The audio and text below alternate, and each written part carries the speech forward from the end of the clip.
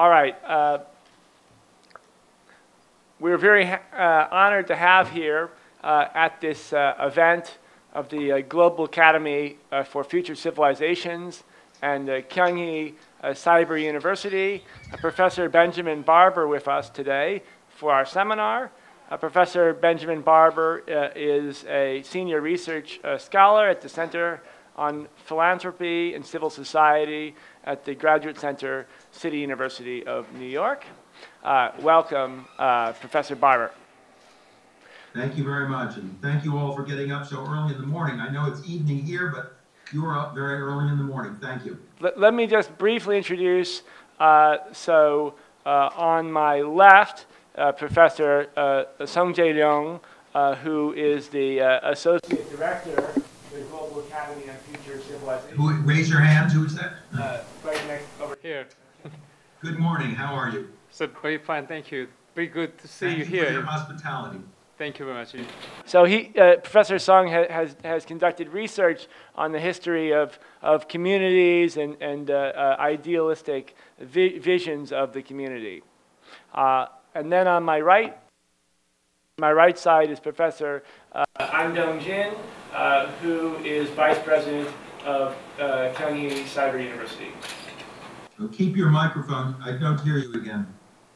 Hi, yeah, I'm acting vice president of Cyber University. I'm really honored, sir. Thank you so much for your hospitality. I hope I will see all of you when I come to Korea in March. Oh, great. The context of our series on future civilizations is that as the world is changing, as we have these enormous challenges, environmental, social, technological, and those related to the phenomenon of globalization, that our civilization needs to change, and we need to think very seriously about what this future civilization should be. And your work, particularly on the future of the city, and your new book, What If Mayors Rule the World, seems to us to be central to this project. So we'd like to hear a little bit about your thoughts about the question of the future of cities, and then we'll have a discussion on that topic.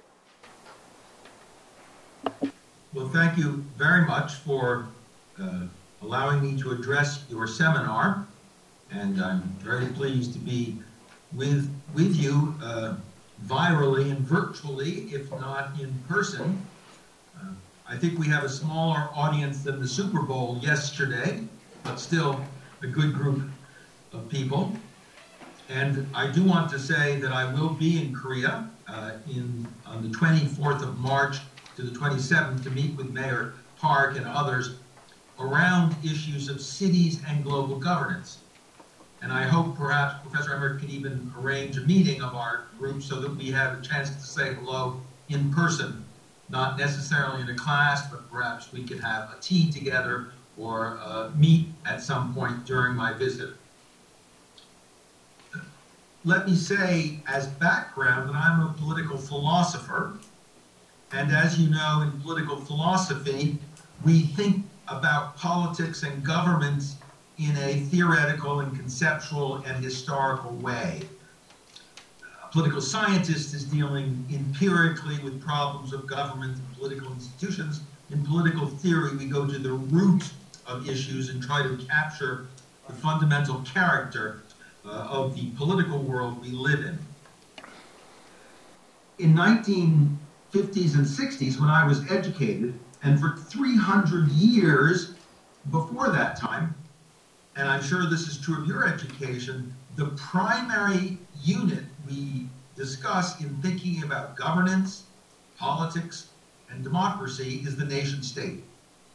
And since the 16th and 17th century, the nation state, the idea of sovereignty, of independence, of the social contract, have been at the very core of how we think about politics. Today, because the world has changed so much in the 21st century and created a new set of crises around the reality of global interdependence. And the result is we face a powerful asymmetry, a powerful dichotomy All of the problems we face today in our world are problems of interdependence: environment, weapons, health plagues, markets, immigration, terrorism, war, technology. These are all interdependent in character. They are cross-polity, cross-frontier problems. But we respond to these new 21st century problems of interdependence with 18th century independent political institutions, the old nation states. So we have a powerful asymmetry. Global problems, national states. Interdependent challenges, independent politics, one country at a time. We know by looking at the current state of the environment, of war and terrorism, of weapons and of markets, that even the most powerful countries in the world, like China and the United States, cannot solve those problems by themselves, one by one. And so, for at least 100 years, we have been looking for ways for nation states, for sovereign, independent states to work together, to cooperate.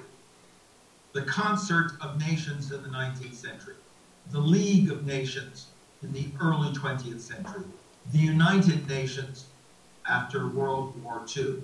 These are all attempts to get nations to work across borders, to deal with the new 21st century problems of interdependence. I want to suggest to you that this solution, the solution of asking nation states to cooperate across borders, has failed again and again and again.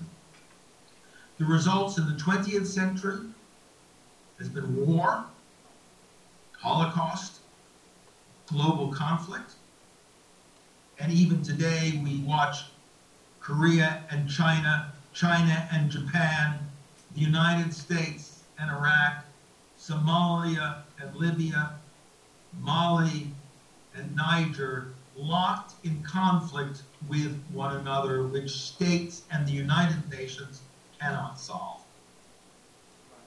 So as you look forward to the prospect of a new global civilization, the question you need to ask yourself is, can you go down the road of the concert of nations, the League of Nations, the United Nations?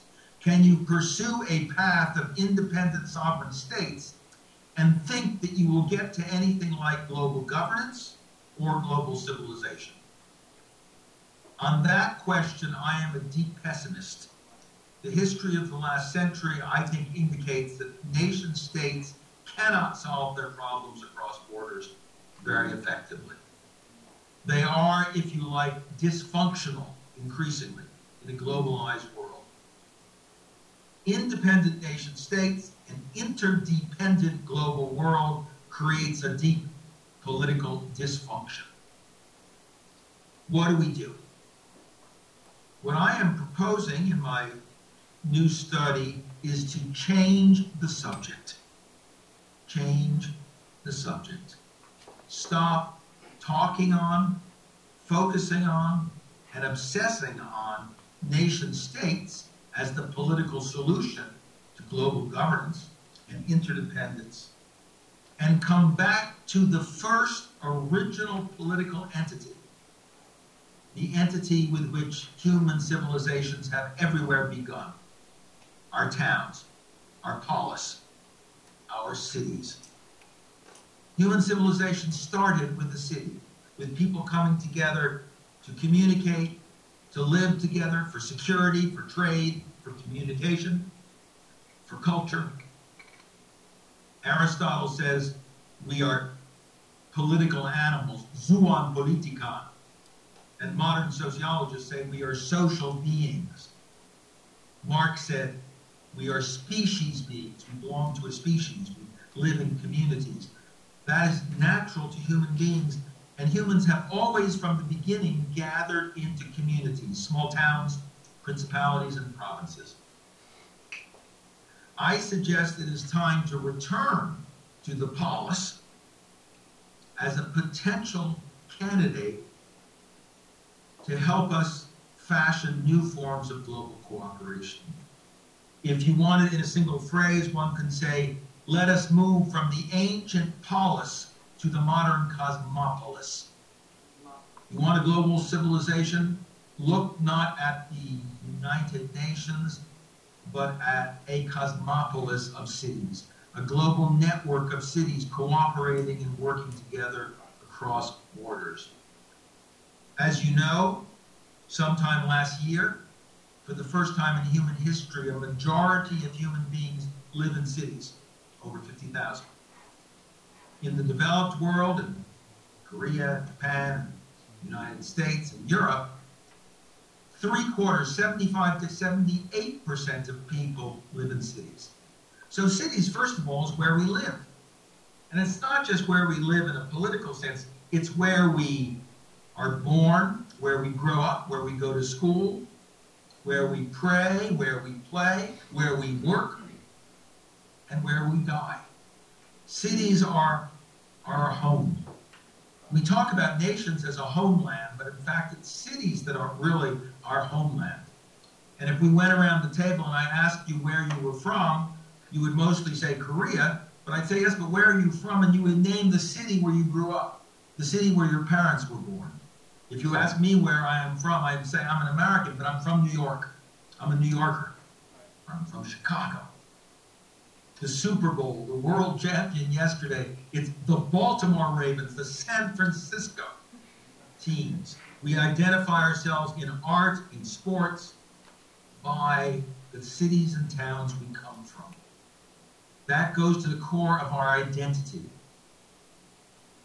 So what I am suggesting for our discussion today is that by changing the subject from states back to cities and looking not at how states fail to cooperate, but how cities are actually cooperating and working together across borders, the hundreds of intercity networks that exist, we can get new hope for democracy and for civilization.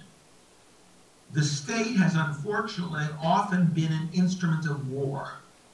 Cities are instruments of peace.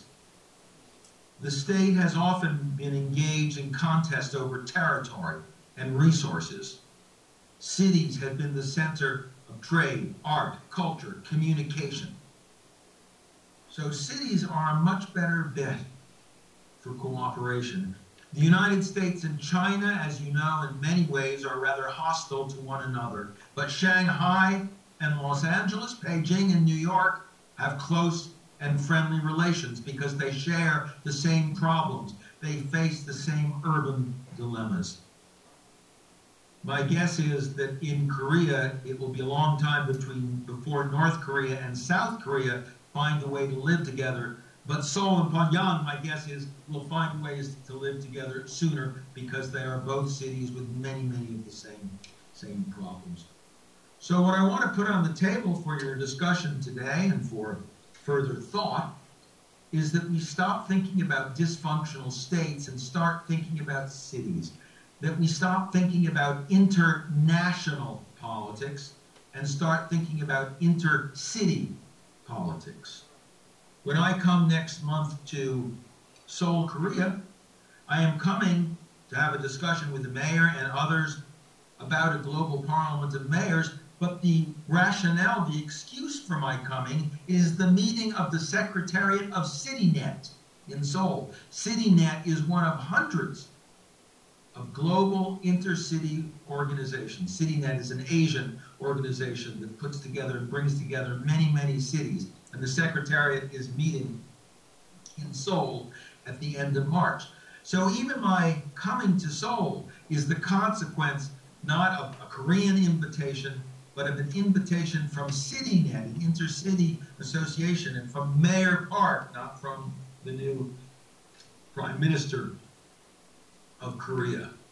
So let's spend a little time today talking about what happens to our idea of the future of civilization, what happens to the idea of democracy, what happens to the idea of justice, what happens to the idea of global equality when we think not about states, but about cities as the starting place for our discussion. That's the introduction. Thank you. Maybe ask Professor Sung any comments or thoughts on, as someone who's actually worked on communities as a theoretical and actual topic.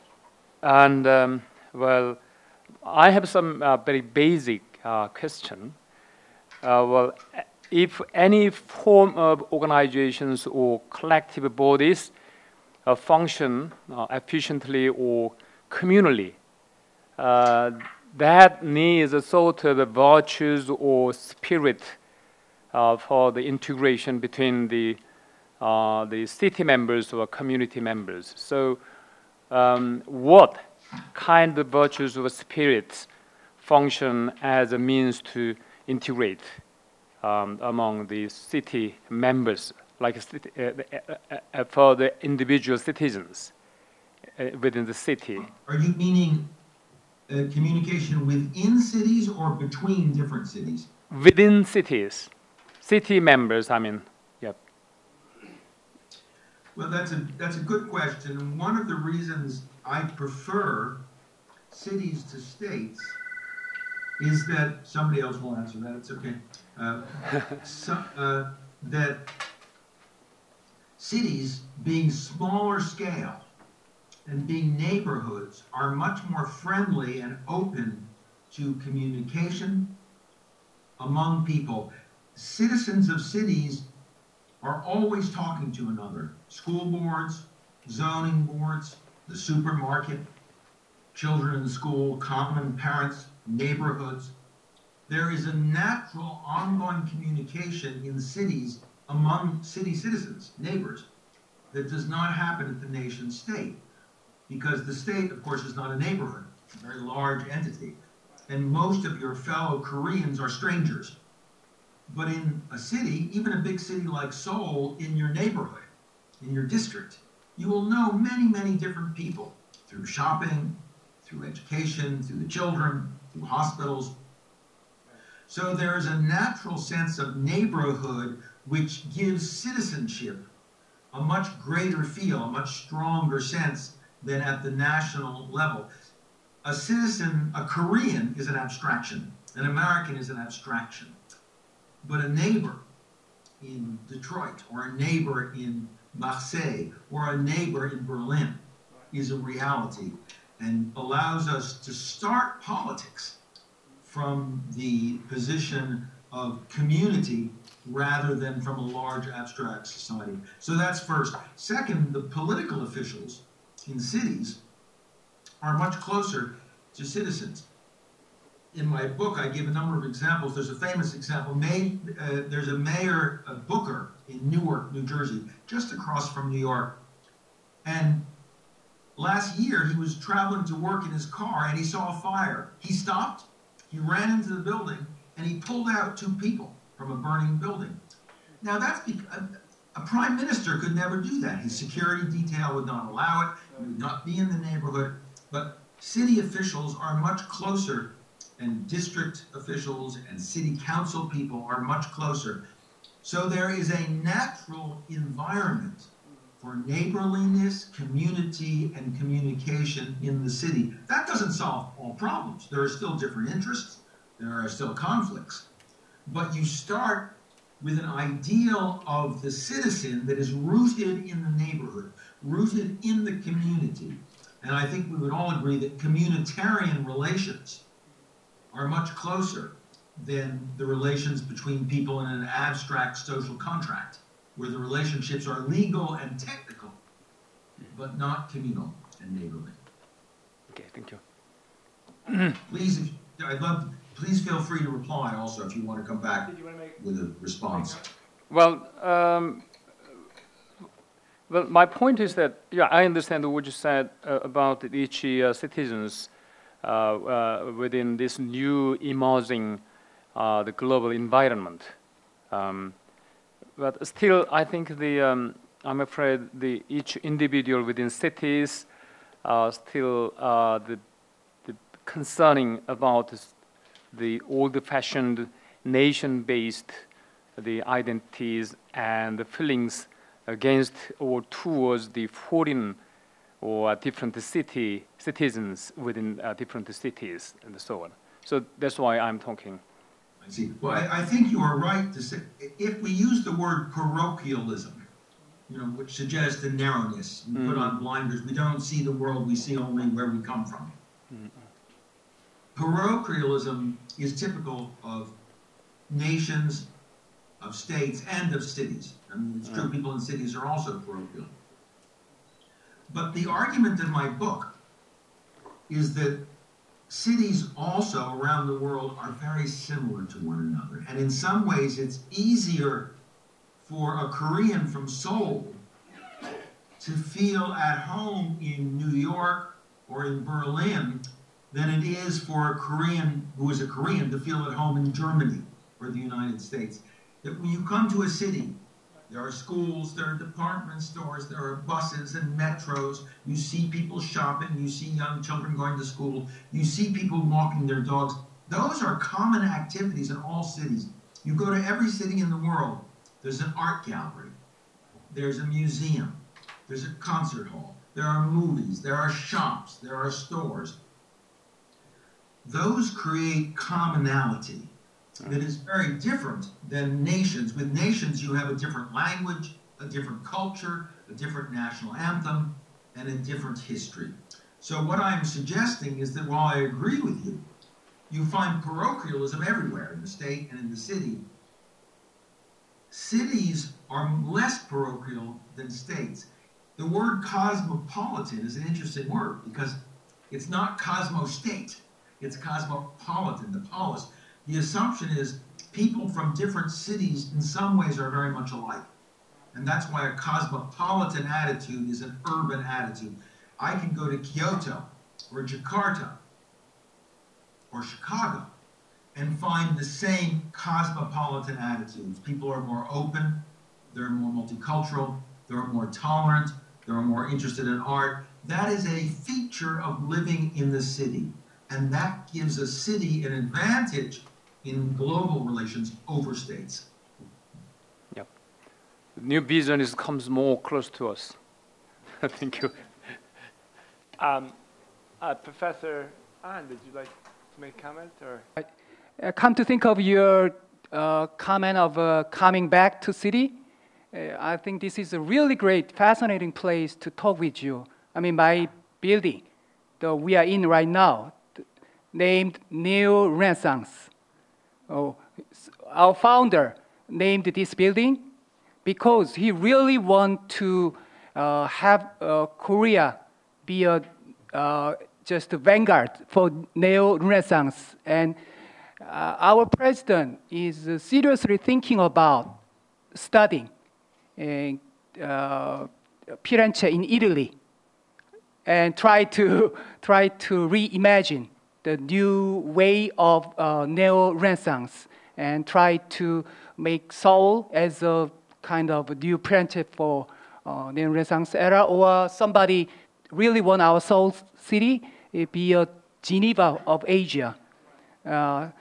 So my question is, sir, you are a strong advocate and a great big shot thinker of a strong democracy, right? So what kind of solution are you suggesting to citizens of Seoul? That I'm not talking about the elite level.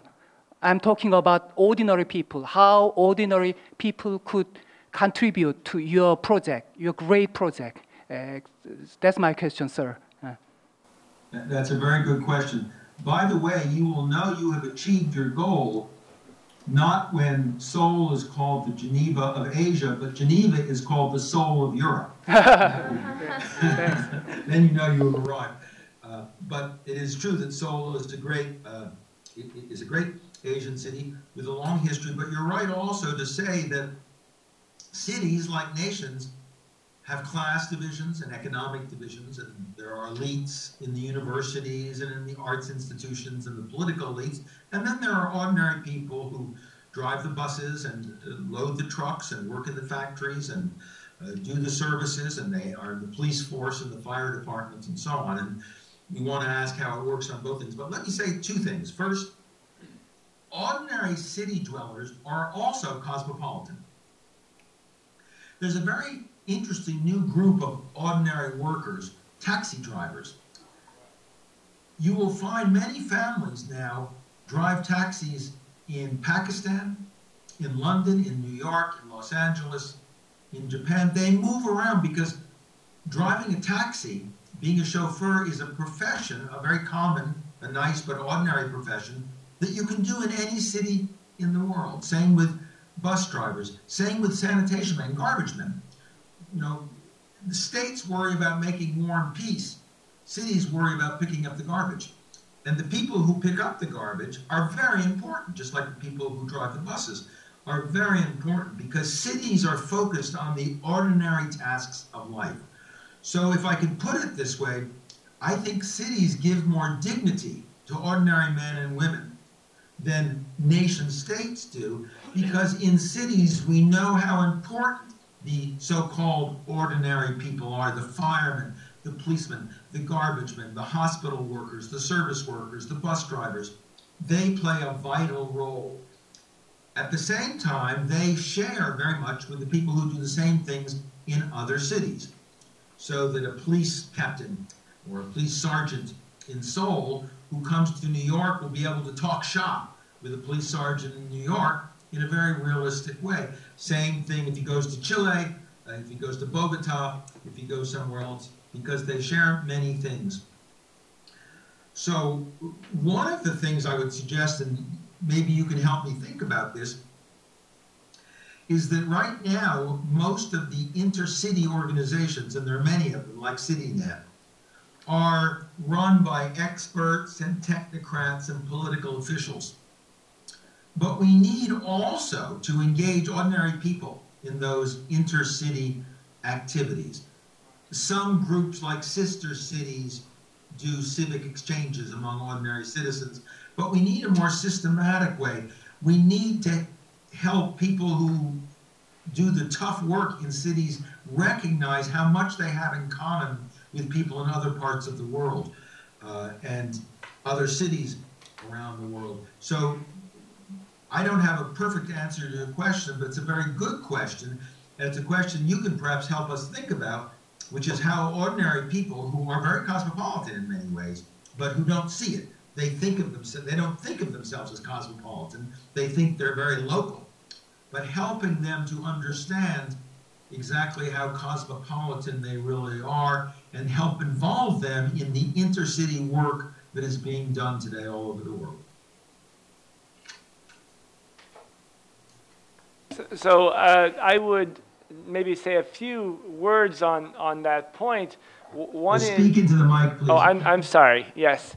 One is I was involved in a little project related similar to this, and that was between Finland, a elementary school in Finland and one in Seoul. We tried to put together. We did a little project where the students in the elementary school in Finland would present about their school and their life for the students in Korea, and the Korean students did the same for their own village, where they lived. And it was successful, but it was not easy. I mean, putting it together, getting it to happen was not simple. So there is a bit of a breakdown, and it's to some degree ideologically driven, I think, between the concept of how we could work together. How, for example, with the Eco City project, you could have cities pool their resources to buy or to cover expenses. But in fact, it's very, very hard for them to actually do it when you come down to how they administer. You could have students around the world all, exchange and work together on projects, but to actually implement it, to actually have it happen, can be actually quite a significant task. Well, I think that's a very good point, that it is difficult and it does take new forms of association. But one of my points is that right now when we think about associations, we think about international associations or NGOs or multinational corporations, instead of thinking about intercity cooperation. And I think the minute we start talking more about inter-city cooperation, the more chance there is for the sorts of experiments you do. But keep in mind, a lot is already happening. And it happens virally. It happens on the web. We are sitting here together thousands and thousands of miles apart and 12, 14 hours apart. And here we are having a conversation. That's right. This is possible in all kinds of ways. This isn't that Skype is not expensive. Everybody's got a computer now. And there are many, many possibilities for this sort of interaction on the web, which only takes an organizer like yourself, who has the inventiveness to say, let's make this happen, to have this. We could do a meeting, we need a translator, but we could do a meeting of sanitation men, garbage men in New York and garbage men in Seoul, talking about their problems, talking about their role in society and so forth. That would not be hard to do. That's actually an excellent idea, to say, rather than having just mayors talk to each other, to have people, in a way, within the actual structure itself, who actually on a day-to-day involved in, say, collecting garbage or planning streets or working on energy policy, to talk to each other. Although language is a slight problem there. Although remember, with language, one just quick point, with language, even the new computer translators, make it very, very easy. They're not very good translations, but there are computers now that do automatic translating that could, in a rudimentary way, help people talk to one another. Maybe, sir, I'm just thinking that. Have you ever heard the program "Fix the Street" in London?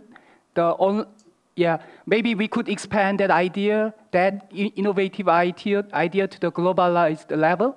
Maybe we could make fix the street and sanitation and worker and ordinary citizen could just put their comment on that site and then maybe come together and collective work. And I'm just, it's a wonderful idea. Yes, and a good example of that that's already happened is bike share. You know the bike share program? Oh, right. Bike share started in the 1960s and 70s in Latin America, some Latin American cities. They said, not everybody can afford a bicycle. What if we make some very sturdy bicycles and put them around town and anybody can pick it up, use it, and then leave it again, so that we have shared bicycles. That gives people without too much money access to bikes. It makes transportation by bicycle feasible, and that's good for the environment and good for your health. That program started in Latin America. Today, there are 3,000 communities all around the world that have bike share programs, and they spread virally on the web. And for example, a city councilor in Chicago was in Chile and saw that. He said, oh, I'm going to do that in Chicago. Next month in New York, we will have our first bike share program. So there's bike share. There's also a new organization in Barcelona, which is a leader in intercity organization called City Protocol. It's a website, just cityprotocol.com. Cisco Systems and the city of Barcelona put it together. They are sharing best practices, best urban practices with anybody who comes on the City Protocol. So, for example, Fix the Street could also be a best practice on City Protocol, and then it would spread to other websites, and that would make it possible for cities to imitate one another. Because in a certain way, we all live in one cosmopolis, one polis, the cosmopolis. And what works in one polis will often work in another. They have to be adapted, of course. In the United States, as you know, Phoenix, Arizona, and Los Angeles are 60 or 70 miles across. Bicycles are not very feasible there. In other cities that are very dense and more contained, they work better. So, of course, the ideas have to be adapted. But still, the reality is that a best practice in one city, like Fix the Street, can become a model for many, many, many cities if we have a sharing program, if we have websites, if we have organizations like City Protocol that will share it. That's what this new world is about. In the old world, we say, what is the UN doing? We ask ourselves, what is the treaty between the United States and Korea doing? In this new world, we ask, what are the best practices of cities and how can we share them? One of the challenges structurally is whether you're talking about a city or you're talking about the university, often the department of the city or the university which is in charge of international affairs is not the center for attention, right? It often, I mean, for example, if you went to New York City and, well, I don't know about New York, but in many major cities, and you said, okay, who do we have on staff who knows Chinese, right? There's nobody, right? Or there may not be anybody, even though, in a sense, maybe it should be the highest priority. It's not, there's not really this sense that there should be an enormous investment in terms of infrastructure or manpower in actual international exchange. Well, I think that's changing very rapidly. As you know, many American universities like NYU and Yale are opening campuses in many, many places all around the world. And the person in charge of international affairs at NYU is one of the most important people there because he's the president of NYU, John Sexton, and that is his priority. So I agree with you. If this is off in a province, off at the side, and a deputy vice president is responsible for it, it's probably not going to work. But when it becomes a priority, when the president, when the chancellor, and when the faculty, and when students care about it, then it becomes a priority. And here, let me say again, you mentioned my strong democracy at the beginning. There are two sets of people I want to care about this. One is the president and the full professors. The other are the students, because bottom-up students can make a very big difference. And if students insist that this is important, then in time it will become important for the university. That sounds like a good chance to ask maybe our students for some questions or comments. Do you want to go ahead? Well, good evening to you. My name is Dennis Pumacaro. My question is, what power or role do the youth have in enabling cities to cooperate, if such a role does exist? Well, that's a great question, and we can give a cynical answer. The cynical answer is no role at all. You're young, you have not much money, you have not much power, and in traditional societies, your parents tell you what to do and who to marry, so forget it. But that's a traditional answer. The new answer is you are the future, you are where the power is, and most important, you control one of the most important new instruments of power in the cosmopolitan world. You control the web, you control global entertainment, global music. Young people are now leaders in thinking about how to use the web, are leaders in global communication, are leaders in technology, and are leaders in entertainment. And in that way, it seems to me you have a very, very large role. The problem is you have to be willing to express that. We also saw last year in the United States, after many years of lethargy and indifference to issues of inequality, Occupy Wall Street stepped out, led by young people. Right. And it made a global impression. It made an impression on the elections in the United States. It helped Barack Obama win. It made the media pay attention to something they had really ignored, which was radical inequality in the most prosperous country in the world. So when young people want to, they are capable of making extraordinary mark. Some of the richest young people in American business are people like Mark Zuckerberg. Right. Unfortunately, most of what he's doing is social media and not very interesting. But imagine if Mark Zuckerberg said, I want to use the power of social media to bring cities and citizens together. That would be a great power indeed. Maybe there's a young Mark Zuckerberg now studying computers and programming in a university who says, we don't just need a site like MySpace or a site to friend people. We need a civic site. We need a civic commons on the internet where young people can get together to talk about politics. That doesn't exist right now, but it ought to exist. So historically, you are still part of a young generation that has very little power. But if you look to the future and where we're going, you have a great deal of potential, of imminent power, if you are willing to use it.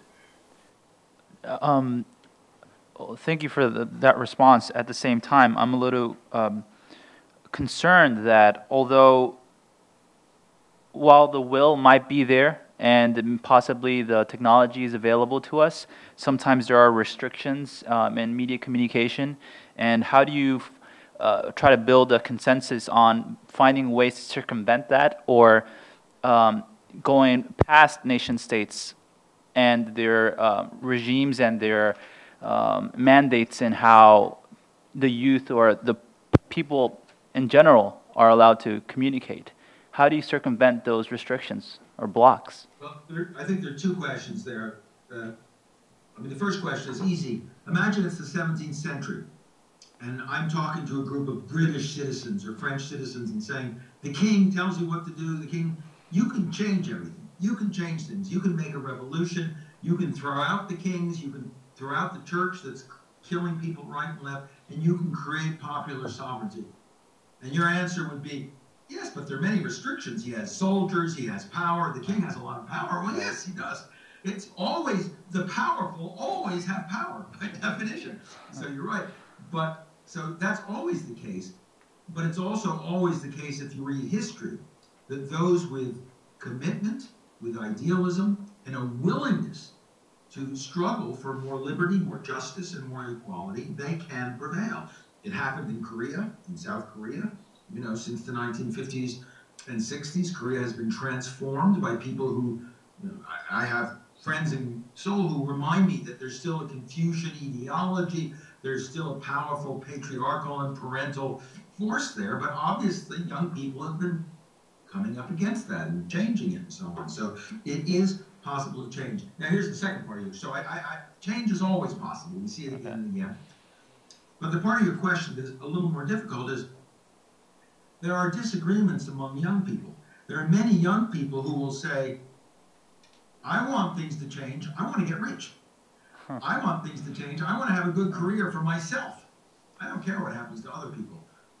And it's a very seductive time, because if you are a young person with gifts, with talent, there will be a lot of people out there in big corporations and big institutions who will pay you a lot of money to come and be their slaves.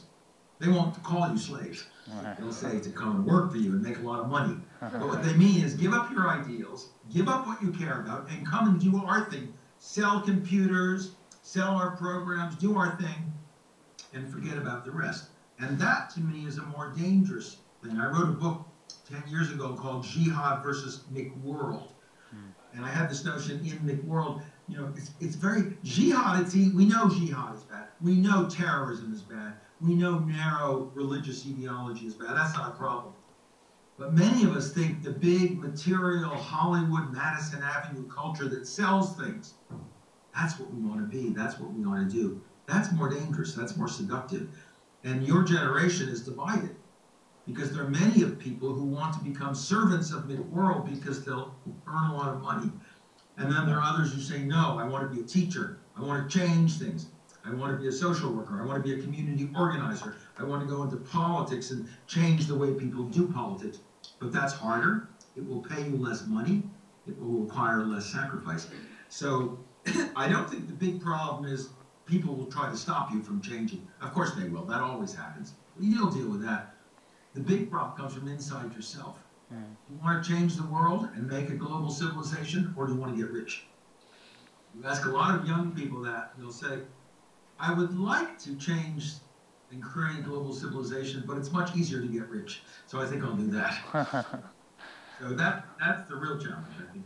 Thank you. Thank you. Challenge inside yourself, not the challenge outside yourself. I'll look into that. Any other students who'd like to make a comment? Thank you, Professor Barber. My name is Ji Hae Shin from Kyunghee University.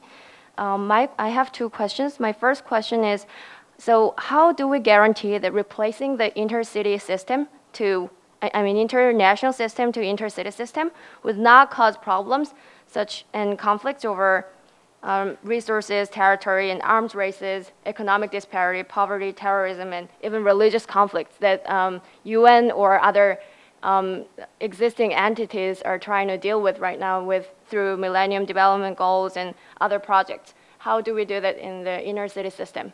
That's my first question. And my second question is, it seems like the size of political and social entity matters, so what's the major qualitative difference between the city system and national system, except the size? I missed the first part of the lecture, so I might, but that's my second question.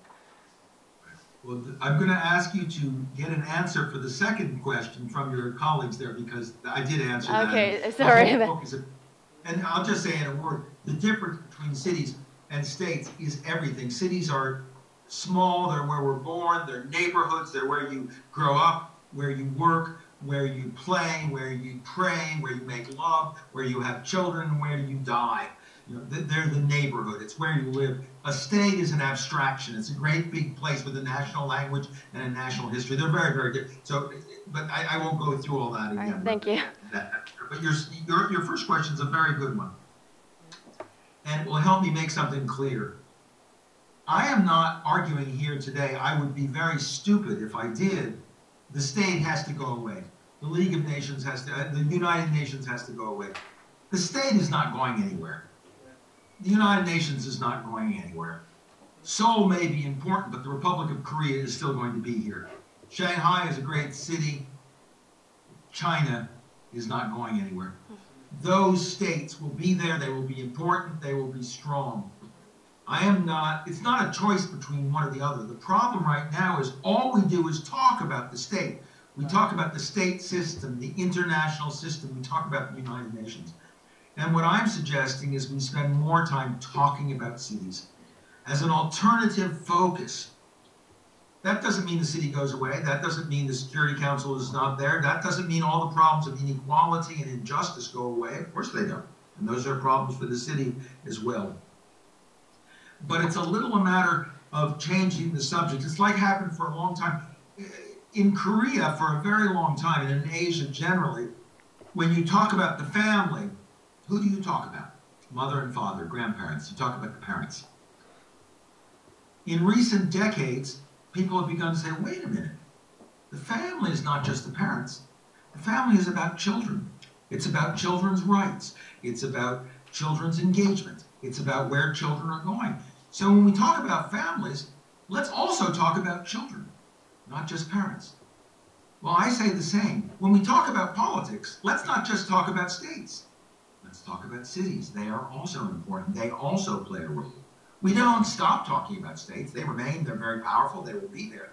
But let's start talking more about cities. Let's focus on cities, because when we do that, we can begin to solve some of the problems that states have not solved.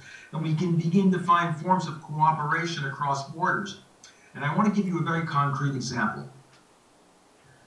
You know, for the last 4 or 5 years, 180 or 85 nation states have been meeting once a year since Copenhagen to try to renew the Kyoto Protocol or get beyond the Kyoto Protocol. And you know the Kyoto Protocol is already too old and the limits are not good enough. But even embracing the Kyoto Protocol is beyond these states. Every year they meet. Every year China and the United States say, oh, we can't do that. That gets in the way of our sovereignty. You can't monitor us. We won't do that. No agreement. So for 5 years, states have done nothing on climate change during a period when many of the most radical and dangerous forms of climate change have crossed tipping points, where things are getting worse and worse, and yet states do nothing. But here's now what happens when we change the subject. What happens if we talk not about what states can do, but what cities can do? And now I start with a fact. 75 to 80% of carbon energy is used in cities. And 75 to 80% of carbon emissions come from cities. If cities tackle the problem of global warming and climate change in the city, they can make a big, big difference because so much of the emissions comes there. Together, the United States and China are responsible for only 40% of global emissions. Global cities, 80%. And cities are now meeting. There are several organizations. ICLE is one. The C40, a group of cities, now almost 60 cities, that are working together. And they are making a real difference. Let me give you an example in Los Angeles. In the city of Los Angeles, if I said to you, where does the pollution, where does the carbon come from, you'd probably say the highways, the roads, right? Because we all know freeways. Los Angeles is full of big freeways. It's not true. 40% of the emissions come from one place, the Port of Los Angeles. It's the largest port in the United States. And the ships come in and out, hundreds a day. 12,000 trucks come in and out every day. And the port alone is responsible for 40% of Los Angeles pollution. 5 years ago, Mayor Villaraigosa developed a plan to upgrade the port. He upgraded the engines in the trucks and said you need hybrid engines. He created electrical outlets, so when the ships, the container ships came in and were emptied, instead of keeping their diesel engines running, they turn off their engines and they plug in, and they use electricity. The result has been that energy use in the port is down by 1/2. Since 40% of the pollution comes from the port, 1/2 down means 20% of the pollution of Los Angeles, of the carbon, have been eliminated by the act of the city alone. The state of California did nothing, the United States did nothing, but the city by itself did it. There are many other examples of where cities working together can curb and limit carbon emissions, even if the states are doing nothing. So there's an example where cities can operate, where states are dysfunctional. Where states help us, where they make peace treaties, fine, they should go on doing it. They will go on doing it, and it won't stop them.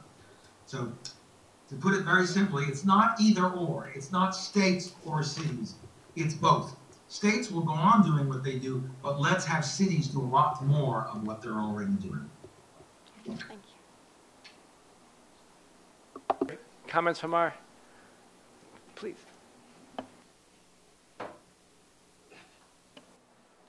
Dr. Babar, my name is Sangi, and I'm the administrative staff for the International Affairs. It's great to talk to you. I want to ask you, not as a discussant on the cities, but as a learner of your thoughts or philosophy. You said the nation states can no longer solve the problems without borders. They are dysfunctional. But so then how would you redefine the roles of the nation state, or how should we look at the nation state? They are the things to be removed or get rid of? That's the first question of me. And my second question is, when you are talking about the cities, you always mention the big cities, metropolitan cities like Seoul, New York, Paris. But what about the smaller towns in the rural areas? Are they included in the terms that you mentioned, the cities? Or if yes, how are they networked? They are living in the less privileged areas, like technologies. They are not connected internationally or online, even though we are doing the discussion through the Skype. That's my second question. Those are both excellent questions. Thank you for those questions. Let me answer the second one first and then come back to the first one. There are many ways to rank cities, and size is only one. In my ranking, any city with more than 50,000 people belongs in the category cities. The next level is probably 500,000 people, 500,000 people. But the reality is, many of the cities that are world cities, global cities, in their culture, in their technology, in their intercity relationships, are not big cities. Some are, obviously. There are obvious global. Sasson has written about global financial centers, Tokyo, London, New York, Frankfurt. those cities obviously have a major role in the global economy and so on.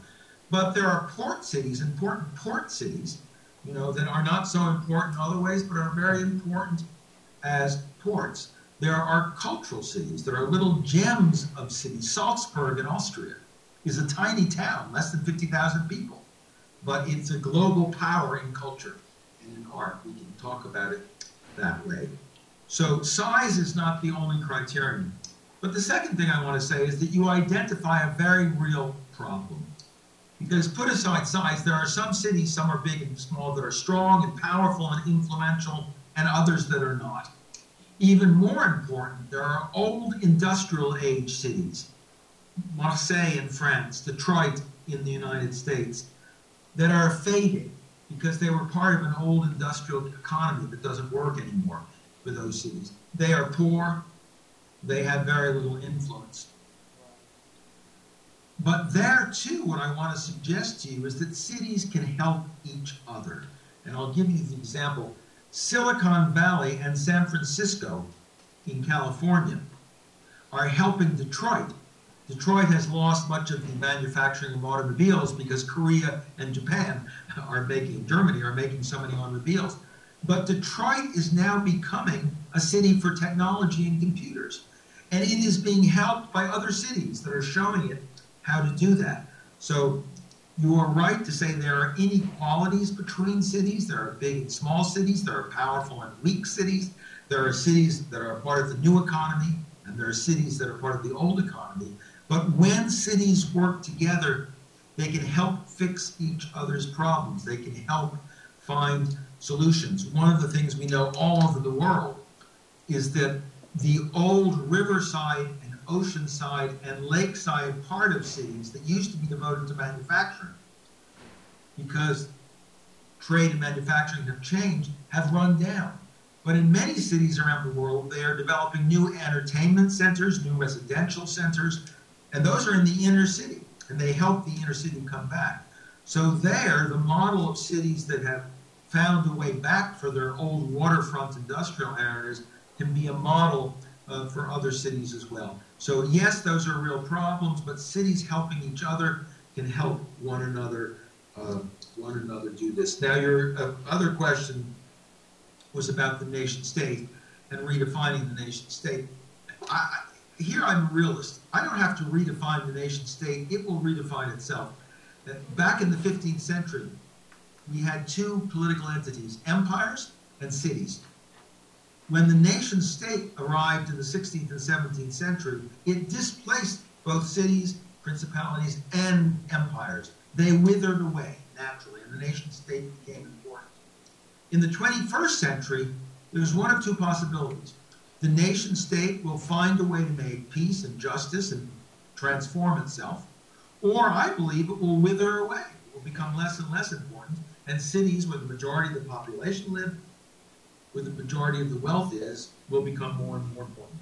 But I don't have to, as a political scientist, say, here is the new role for cities. For states. States have to find that themselves, and if they don't, they will become increasingly dysfunctional and increasingly irrelevant to the conversation that's already happening in environmentalism. States are not the leading edge of the climate movement, of climate change. Cities increasingly are playing the leading role, and I don't have to say states can't do it or they're not allowed to do it. They're simply not doing it. It's simply a fact, and cities are. So the center of attention is turning from states to cities. So I think history will take care of your first question. Thank you very much, Doctor. I can't hear you. Oh, yes. Can you hear me? Right. Yes, ma'am. Okay, I have a very practical question. I'm sure you met many times the mayors globally, or you probably visited some World Association of Mayors or something like that. And then what do they do, and what do they look like when you are talking to them in terms of your new ideas of this city based on the new spirit of communality? Do they accept? Because I think I treat them as as a sort of politicians rather than just the citizens. So do you optimistically think that they play a very pivotal role to create the what you are talking, what you said so far? Well, the important question. The first part of the answer is mayors, like prime ministers, are very different. You know, they're not all the same, and there are many different kinds of mayors. And so I can't say all mayors do this or all mayors don't. But let me say two things in general. One is that most of the mayors I have talked to are excited by cooperating with other cities, not because they are visionaries or idealists, but because they're pragmatists. And they know there are common solutions in other cities. They work with other cities, they cooperate, not because they think it's a wonderful thing. They don't care about global civilization. They don't care about my cosmopolis. They care about solving problems. And they think they can do it better together and looking at one another than they can do it alone. So they have a very practical reason for wanting to work together. The second thing is they share in common the problem that the states in which they live often block their efforts. They make it hard for them to do things. In the United States, almost all mayors want gun control. But the federal government in America says that's against the Constitution. You can't have gun control. So they're saying the state is stopping them from public safety in their cities. How can we work across borders to do that? So the impetus, the impulse to cooperate is a very pragmatic one. It's not an idealistic one. It's not an idea of let's have a beautiful world government together. It's how can we help each other solve problems. Mayors are problem solvers. They are politicians, but there's politicians who have to solve problems. Mayor Kolick, the Mayor Ted Kolick of Jerusalem a long time ago, it's a funny story.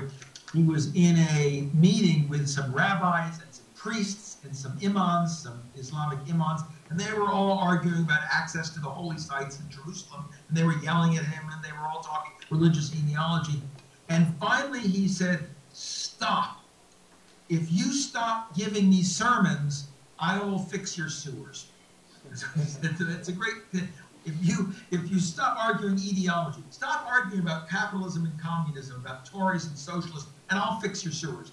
I'll pick up your garbage. Most of the mayors I know, and when I talk to them, they want to solve problems. They want to make things happen, want to do things, and they think they're more likely to do it with working with other mayors, examples from other cities, than trying to do it just by themselves. By the way, of course, your mayor, Mayor Park, is a perfect example, because when I sent him a survey for my book, which I sent to many mayors, he called me and said, I will fill out your survey, but only if you and I have a conversation like the one we're having. And then, as you may remember, he actually put it on national television. So he and I had a conversation like we're having here, and it was broadcast on television. And then the Mayor Park said to me, why don't you come to Seoul and talk with me and with my colleagues about these ideas, because I think they're very important. There will be at that meeting in March Mayor van der Laan from Amsterdam, a mayor of Hamburg, a representative of mayors from Vienna and Los Angeles and maybe New York. And they are coming, I mean, I'm just a scholar, I'm not a politician. They're coming to talk about what you might think is a silly abstract idea. But most of the mayors I've talked about said, yes, we need to work together more. We are already doing it through our intercity associations. The title of my book is If Mayors Ruled the World. The subtitle is Why They Should and How They Already Do, meaning they're already doing a lot. They're already governing together. They're already doing it. But it's for pragmatic political reasons, not for high idealism. So in the case of the nation state, for example, there are some, say in the case of trade, who go for the multilateral approach and who think this should be the center, or a United Nations focused approach, or other sort of multilateral systems. And there are those who only believe in bilateral relations. So that paradigm conflict would be the same. I mean, the unit might be different, but it would be the same issue for cities, whether you're going to do Seoul, Shanghai exclusive, or whether you're going to say Seoul, Shanghai, and a whole. But it's not either or. It's not either or. That's like saying, should I get married or should I have a lot of friends? Well, but that's not totally true. I mean, I just finished a chapter in my book in which I've talked about two things: intercity, multi-city relations, as you call them, and then city on city. And New York, let's take France. In France, 5,000 cities have one-on-one relationship with other cities in foreign countries, not just sister cities. I mean, all around different things, around trade, around culture. But these cities are also part of at least 24 European intercity organizations. You don't have to choose to either, for Marseille to have a relationship with Los Angeles, and for Marseille to belong to the European Association of Cities. You can do both things. I think we're so used to saying it has to be this way or that way, and the reality is there are some cases where two cities, in the port of Los Angeles, when I described how the mayor cleaned it up, he worked closely with the port of Shanghai, because Shanghai had some of the same problems. It was a very big port, so Shanghai and Los Angeles worked together. But Los Angeles and Shanghai are both in many, many other associations, and they're also sharing their work with other people. So I really don't think this is a question. I mean, again, here's why it's different with states. When a state works with another state, you have two sovereign nations cooperating around war and peace, and that's threatening to other states. States are threatened by it. When the United States says, as it did last week, we will work with Iran and talk about disarming Iran, Europe gets very nervous. You're leaving us out. Why are you leaving us out? But when Shanghai works with Los Angeles on a port, they're not leaving anyone out. And if Marseille says, gee, I'd like to work with you too, I'm sure both cities would say, sure, come and work with us. The issue of sovereignty and military force is what makes it hard for states to enter into bilateral treaties without offending people in other treaties, in multilateral treaties. But with cities, you don't have the problem because cities lack power. They lack sovereignty in that sense. They lack frontiers, and their interests are common. So I honestly, many of the problems that have been raised today are real problems. I'm not sure that this is really a problem for us. Maybe we could just say a few words about your visit to Seoul in March. Are there any particular issues or opportunities that you'd be looking for in terms of dialogue, people you'd like to meet, things you'd like to talk about that we could be helpful with? And also specifically at the Global Academy of Future Civilizations, we're putting together sort of a network of NGOs, and we're wondering whether we could cooperate with the interdependence movement, and you could tell us a little bit about what the movement is and what your hopes are. Well, let's separate those two questions because they're quite different for practical reasons. I am in Seoul only for 3 days on the 24th, on the 25th, 26th, and 27th, and my schedule is being made by the mayor, and it's going to be there are meetings, and on Tuesday, the Secretariat of CityNet is meeting, and I will be at their meetings, and I will give an address, a keynote address, and we have many meetings, so there won't be a lot of time then, although I would be delighted, first of all, to find at least a half hour, 40 minutes for us, the group here, to have tea together. I would like to meet all of you. You know, rather than meet some new strangers, I'd rather see you all again and we can chat a little bit together if we have an opportunity to do that at some point. And I can give you the name of the scheduler in the mayor's office who could help coordinate that. But if there are individuals who the professors there know or you know, who you think would be particularly interested in the idea of a global mayor's parliament and could be helpful in moving us forward, both in Seoul and in Korea and in Asia, that would be very important to me, because what I can tell you is that the meeting in Seoul with Mayor Park and Mayor van der Laan of Amsterdam and others will be the first of 3 meetings. The second meeting will be in Europe in June, and the third meeting will be in New York in November. And from those 3 meetings, we hope we will have a path towards actually beginning to think about convening the first meeting of the Global Parliament of Mayors. So that's a very practical and concrete process we're in, and anybody who could help us think that through or actually do it, or indeed, perhaps if there is a Korean corporation, a business corporation who likes that idea and could work with us, because right now we have very sparse funds to put together these meetings and invite people. We could have a much larger meeting if I had the funding to invite many of the people who would love to come, but cannot be with us. So those are all things that I think we could do. I think what we ought to do on interdependence is perhaps have another, and maybe I can talk about that a little when we all meet in person. I know it's getting late now, it's 10 after 9 now, and we all have to go, and I won't try to give an introduction to the interdependence movement other than to say, for 10 years, 11 years, we have been meeting with political leaders, religious leaders, educational leaders, scholars, artists, and citizens in cities around the world that include Paris, Rome, Casablanca, Mexico City, Istanbul, Brussels, Berlin, New York, Los Angeles, and next year Dublin, to have a global conference of young people and others to think about the path to an interdependent world.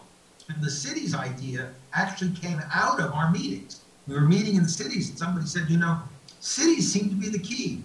You meet in cities every year. Let's talk more about cities. So that's the interdependence idea, and I would love to talk to all of you about the role that your center might play and the role that some of you individually might like to play in this, because the interdependence movement and the Global Mayors Parliament go hand in hand.